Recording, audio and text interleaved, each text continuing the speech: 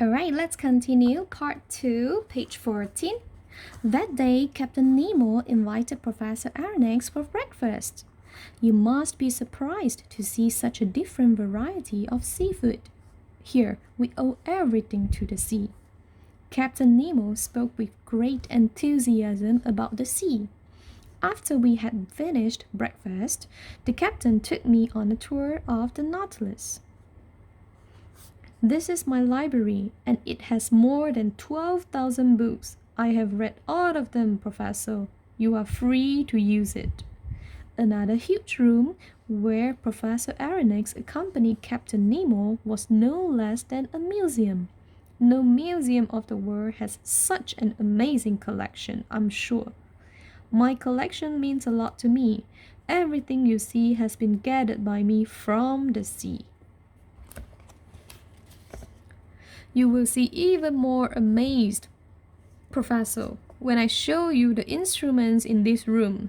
They tell me our exact position, speed, and direction we are heading towards.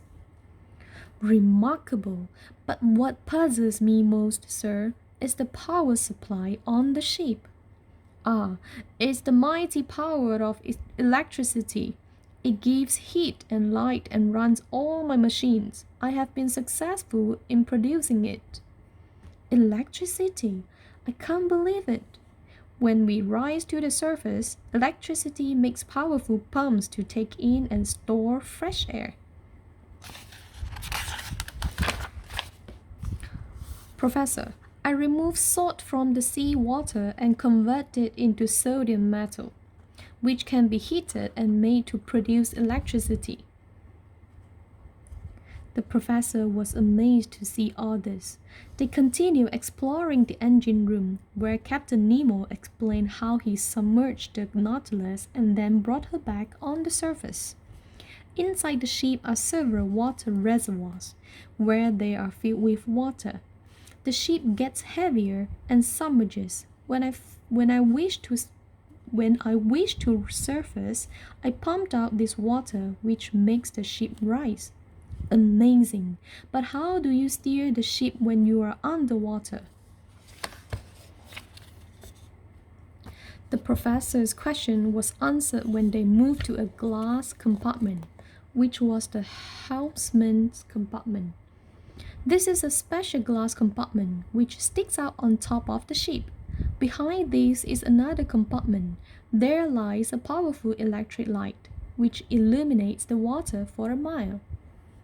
Aha! That explains the strange glow which puzzled everyone for months. But how were you able to build this remarkable ship in secret? Every part of it was made in a different country around the world, and then sent to me at different addresses under different names. My crew and I set up our workshop on a deserted island and constructed Nautilus there. All this must have cost a fortune. Well, over $1 million, but that is nothing to me, Monsieur Aronnax, as I am an immensely rich man. I was unable to believe what he was saying. We returned to the lounge, and Captain Nemo, pointing to a large wall map, said, "We are now 300 miles away from Japan. It is exactly 12 noon on November 8, 1867. At this moment, we are beginning our underwater voyage." Just as we were about to leave, all the lights in the lounge went out. I heard the noise of something sliding and saw two panels open. I can't believe it. I could never think of seeing the marine life from such close quarters. It seemed that I was looking through the windows of a huge aquarium. Never before have I seen all the creatures alive and free in their natural waters. What a sight! Today my knowledge has touched the stone of reality. It's splendid. For the next few days, I saw nothing of Captain Nemo. We were surprised at his mysterious absence, but we kept ourselves busy at the windows. One morning, a letter was delivered to my cabin. It was from Captain Nemo.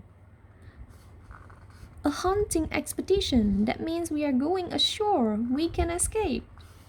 I can't understand that a person who hates land so much would go ashore on an expedition. I can't understand. If we are going on a hunting expedition, then it must be on shore. But you, Professor, you are mistaken. This forest is not on land, but underwater. The next morning came. Are we going in regular diving suits which are attached to the boats? No, not those diving suits. I have developed a special excuse me. I have developed a special air tank which is strapped onto a diver's back, which with it the diver can walk underwater for about 9 to 10 hours. I was really surprised by the scientific discovery I was witnessing here. These are electric lamps which will light our way in the darkness, and this is an air gun. This gun shoots tiny glass bullets containing a powerful electric charge. When Ned came to know that the hunt was on underwater land, he refused to come along, but Conseil and I joined the hunt. Soon, we moved into a small compartment next to the dressing room. Soon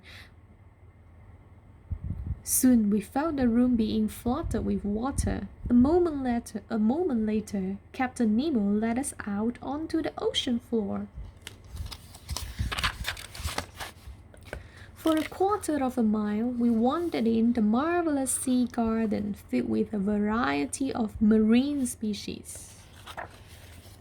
After walking for an hour and a half, the ground began to slope downwards. Ahead of us lay a narrow valley between two high walls. This valley contained large tree-like plants whose branches rose straight up. Look, Captain, see the otter. Where is the otter? Where is the otter? I cannot see. This was the forest of Crespo Island. We went deeper into it for the next several hours until I heard a faint hissing sound and saw an animal fall at some distance from us. It was a magnificent sea otter. Oh, sea otter, this is the one. Finally, our strange underwater hunting trip was over and we returned to the Nautilus. On the night of December 11, the Nautilus lay motionless at a depth of 3,000 feet. Just then, Monsieur, please come to the window. What I saw outside the window froze my heart. I saw an enormous black ship. Yes, Professor, it's a sunken ship. The Nautilus sped away, but the three of us sat frozen in amazement for several hours afterwards. On January 2nd, 1868, Nautilus entered Torres Strait, which separates Australia from the island of New Guinea. It was famous for its reefs and cannibals who live along the shore. As we were nearing the end of the strait, a sudden blow knocked us.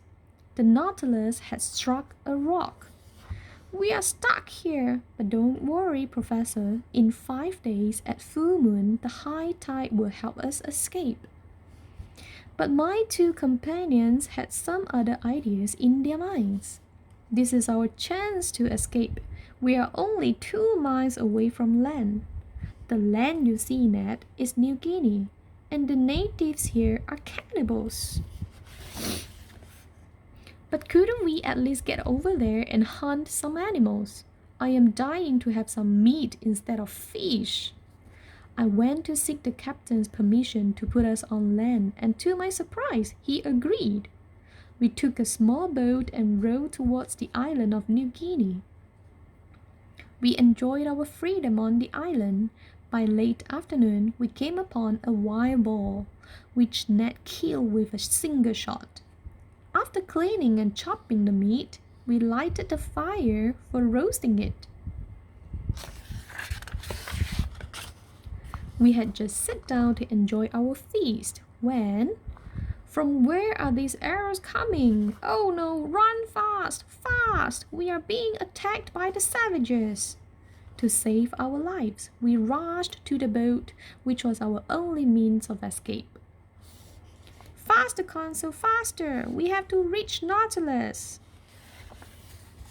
At Nautilus, we were attacked by the savages. They are following us, I'm sure. They will attack Nautilus.